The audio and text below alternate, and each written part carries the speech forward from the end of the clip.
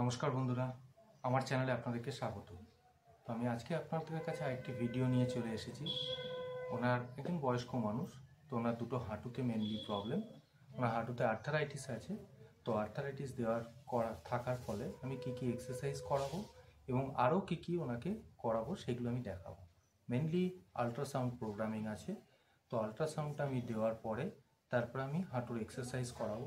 আপনারা প্লিজ একটু ভিডিওটা না কেটে পুরোটা দেখুন, ঠিক আছে? আমি এখানে আল্ট্রাসাউন্ড সেট করে নিয়েছি। আল্ট্রাসাউন্ড এক ধরনের ওয়েভ।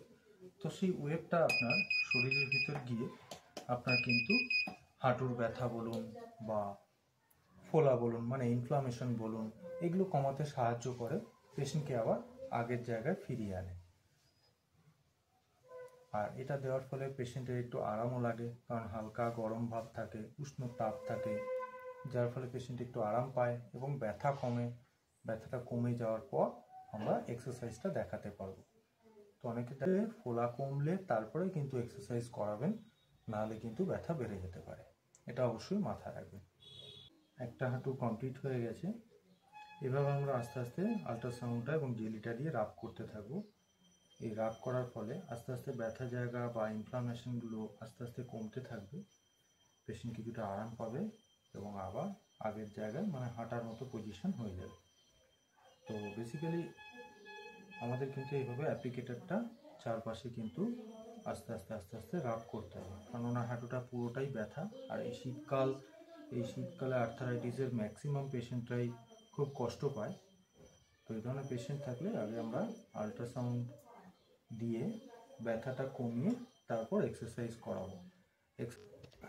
বন্ধুরা, আমাদের আল্ট্রাসাউন্ড পর্ব শেষ, এবার আমাদের এক্সারসাইজ পর্ব চালু। তো ফার্স্টে কীরকমভাবে এক্সারসাইজ করব, ঠিক এইভাবে শোয়াবো লাই ডাউন পজিশনে, এবং পায়ের হাঁটুর তলায় যেহেতু ব্যথা প্রচণ্ড বেশি, আমি এরকম একটা বালিশ দিয়ে নিয়েছি। আপনারা চাইলে একটা টাওয়াল রোল করেও দিতে পারেন বা একটা নর্মাল বালিশও দিতে পারেন। তাতে কি পেশেন্টের পায়ের পজিশনটা ভালো থাকবে এবং পেশেন্টের এক্সারসাইজটা আরেকটু বেটারভাবে করা যাবে। তো চলুন ফার্স্টে এই পা দিয়ে শুরু করি। হ্যাঁ, পায়ের পাতাটা আস্তে আস্তে আমরা এভাবে, ঠিক আমি যেভাবে ধরেছি এভাবে আস্তে আস্তে ধরবো। ধরে আস্তে আস্তে পায়ের অ্যাঙ্কেল জয়েন্টটাকে আস্তে আস্তে আপ অ্যান্ড ডাউনভাবে মুভ করতে বলবো।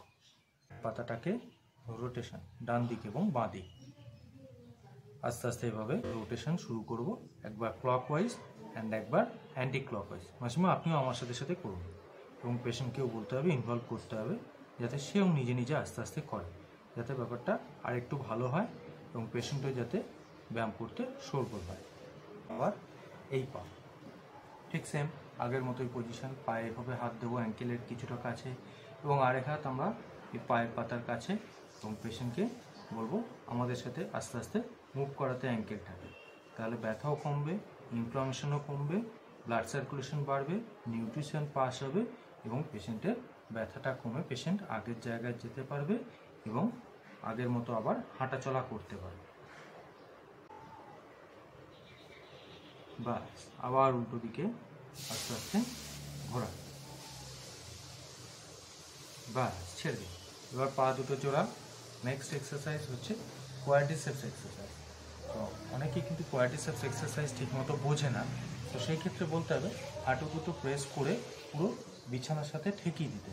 তার ফলে কী হবে, কোয়াড্রিসেপস মাসেলটা টাইট হবে এবং এই যে নি জয়েন্টের যে গ্যাপটা যেটা একসাথে জুড়ে যায়, সেই জোড়াটা আস্তে আস্তে ফাঁকা হবে।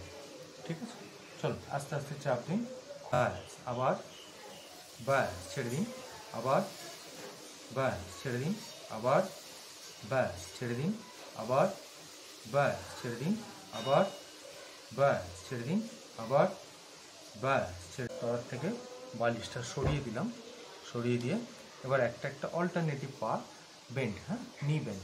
চলুন পাটাকে ভাঁজ করুন যতটা পা ভাঁজ হচ্ছে। ব্যাস, আবার সোজা। আবার এই পা অল্টারনেট। আবার সোজা। ব্যাস, আবার এই পা সোজা। ব্যাস, আবার এই পা সোজা। আবার সোজা। ব্যাস, ছেড়ে দিই।